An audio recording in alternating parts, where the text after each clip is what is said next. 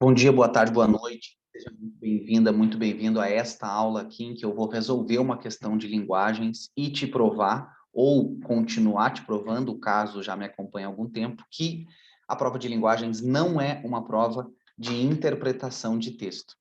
Enquanto eu gravo essa aula, eu estou aqui de olho na babá eletrônica com meu filhinho aqui, tu pode ver, então imprevistos podem acontecer, como sempre na vida, né? A vida é assim.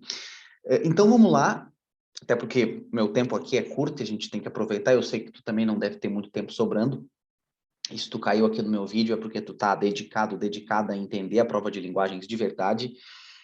E o que eu quero dizer com a prova não é de interpretação? Que não é uma prova aleatória que tu tem que ter um dom de interpretar, que é mais ou menos essa ideia vendida pela maioria dos professores e dos alunos e de todo mundo. Não é maldade, não, as pessoas, ninguém ensina e aprende errado por, por, por ser mal intencionado, mas existe sim esse desconhecimento muito amplo sobre a prova de linguagens. Quem consegue sair um pouquinho dessa ideia de interpretação começa a perceber que tem algumas coisas que aparecem na prova, por exemplo, variedades linguísticas, né? Por isso que eu coloquei no título dessa aula esse termo, variedades linguísticas. Talvez tu, por ter um pouco mais de consciência sobre a prova de linguagens, talvez tu tenha ouvido já que no Enem cai variedades linguísticas, que também é uma ideia incompleta.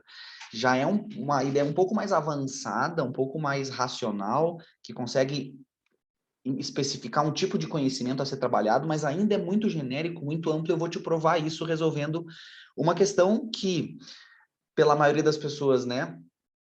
Pela maioria das pessoas, talvez dissessem que é uma questão de interpretação, e a um grupo muito específico diria que é uma questão de variedades linguísticas. E o que eu estou tentando aqui defender é nenhuma dessas duas coisas. Eu quero te mostrar a questão como ela é, de fato, né? Mostrando que ela está vinculada a uma habilidade específica e que o empenho dessa habilidade é muito mais complexo do que sonha a nossa avó filosofia, tá? Então, a questão que eu vou resolver contigo, ó, peraí que o meu filho deu uma tossida, pobrezinho, ele não tá legal hoje.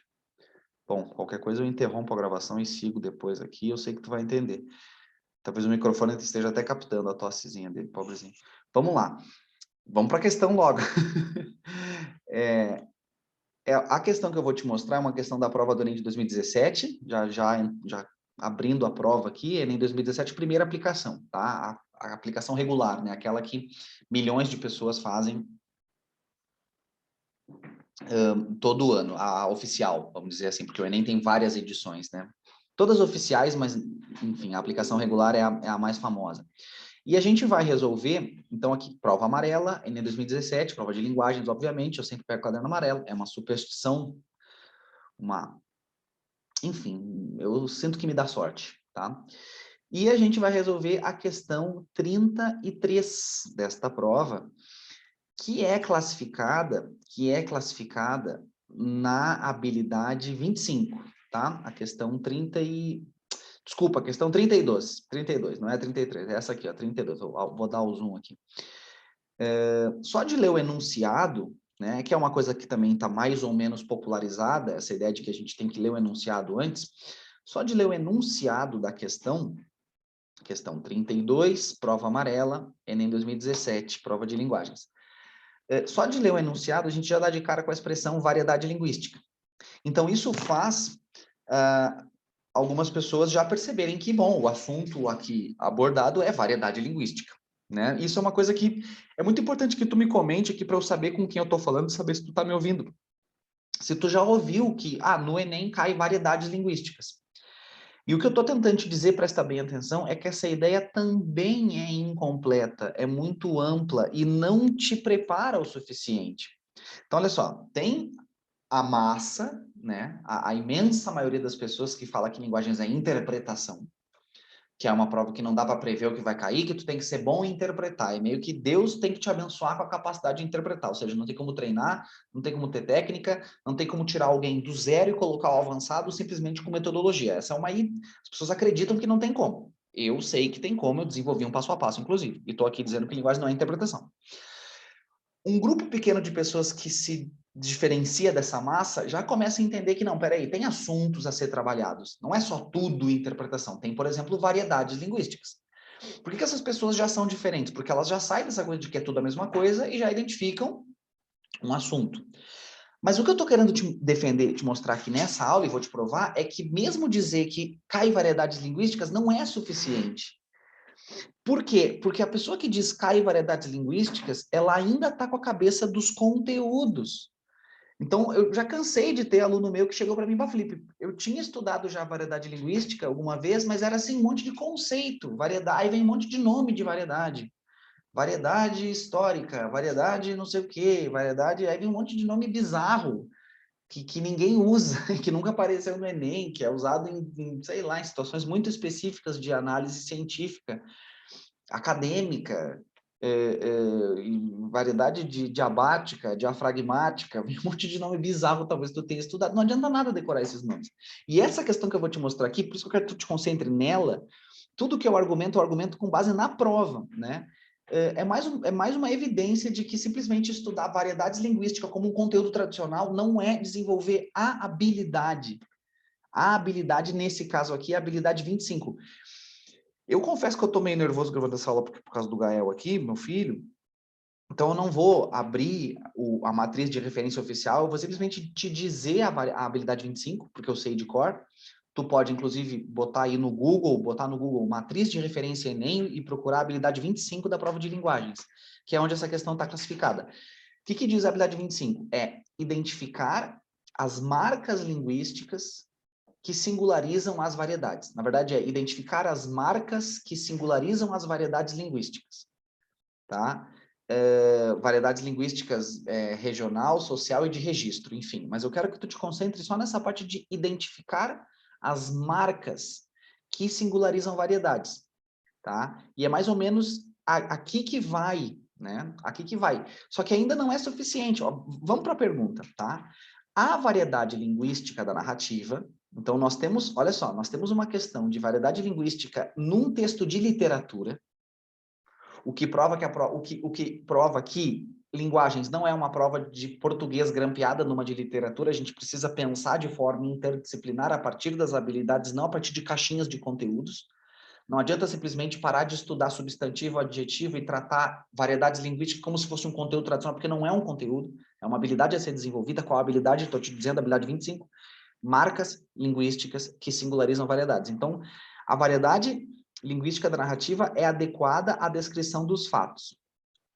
Por isso, a escolha de determinadas palavras e expressões, então percebe que essa escolha de determinadas palavras, a gente vai ter que ler o texto buscando quais são essas determinadas palavras e expressões, essas marcas linguísticas que singularizam a variedade empenhada na narrativa, só que não para aí. A escolha dessas determinadas palavras e expressões usadas no texto está a serviço do quê? Então, o que vai nos dar a resposta não é apenas a marca linguística, as marcas linguísticas desse texto.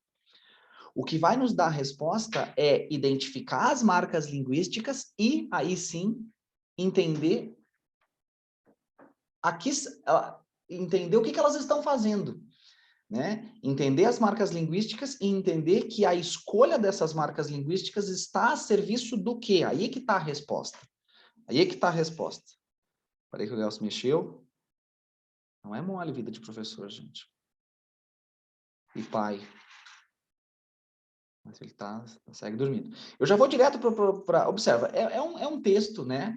De um narrador nos conta... É o início da manhã dele, na roça, né? Ah, Felipe, como é que tu sabe que é na roça? Porque é isso que ele está dizendo aqui, ó, na roça, tá? Sair a caminhar com o sol ainda escondido para tomar tenência dos primeiros movimentos da vida na roça. Então, é um narrador nos contando o início da sua manhã na roça. Agora, lê comigo com atenção essa frase aqui. Não demorou nem um tiquinho. E o cheiro intenso do café passado por Dona Lina. Olha essa frase. Não demorou nem um tiquinho. Não são marcas linguísticas que singularizam essa variedade linguística aplicada na descrição dos fatos desse trecho? Então, vamos lá. Essas marcas linguísticas não demorou nem um tiquinho. Te parece ser de alguém que mora numa grande cidade, num centro urbano, ou mora no meio do mato? Então, vê bem, não demorou nem um tiquinho. São ou não são marcas linguísticas que singularizam a variedade, vamos chamar assim de maneira genérica, variedade rural? E aí a pergunta é a seguinte, por que que esse narrador que está nos contando o início da sua manhã no meio do mato, no meio da roça, fala dessa forma? Porque isso precisa passar autenticidade. Como é que se espera que alguém que está acordando, que vive na roça, como é que se espera que essa pessoa fale? Se espera que ela tenha uma certa performance linguística que caracterize.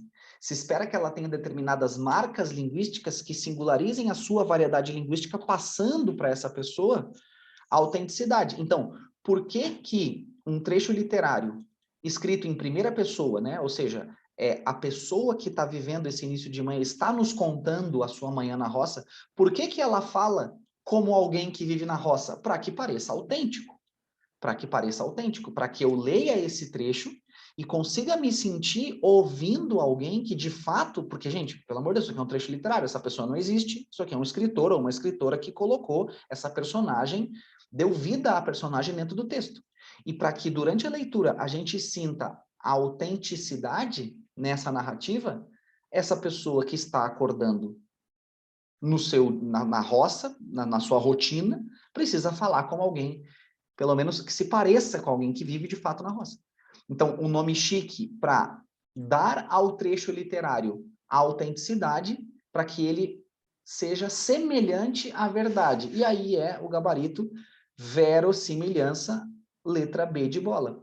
Então, basicamente traduzindo é o seguinte, por que que essa personagem que está contando o seu início de manhã na roça, fala como alguém que vive na roça dentro da sua narrativa?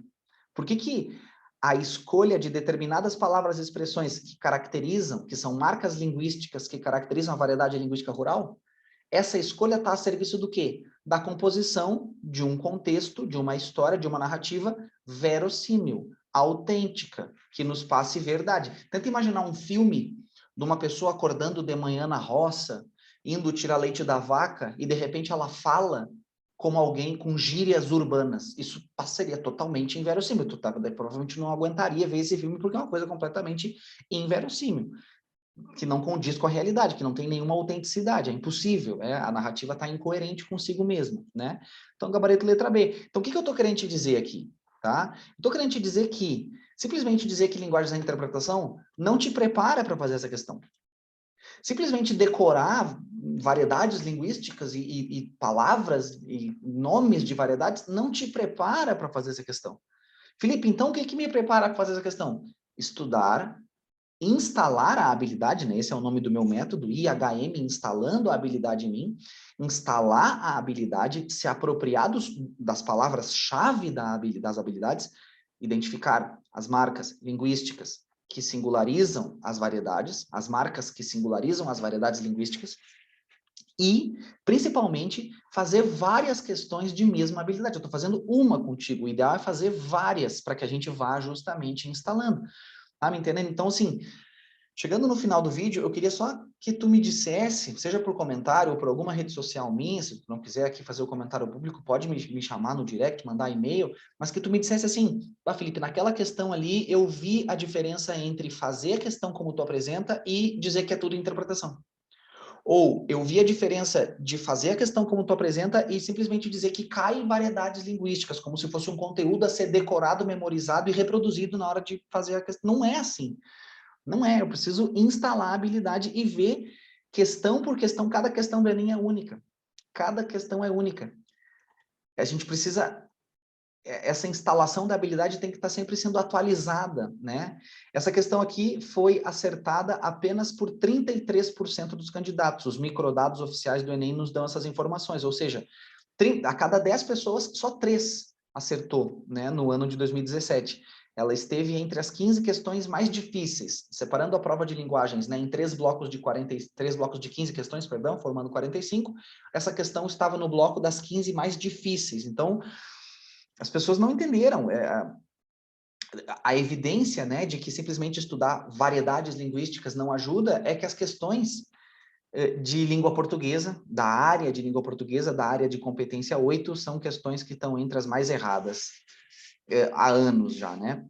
Muito bem, então, espero ter ajudado, espero teus comentários, vou ficar aqui ligado na babá eletrônica agora e nos vemos nas próximas aulas. Até mais.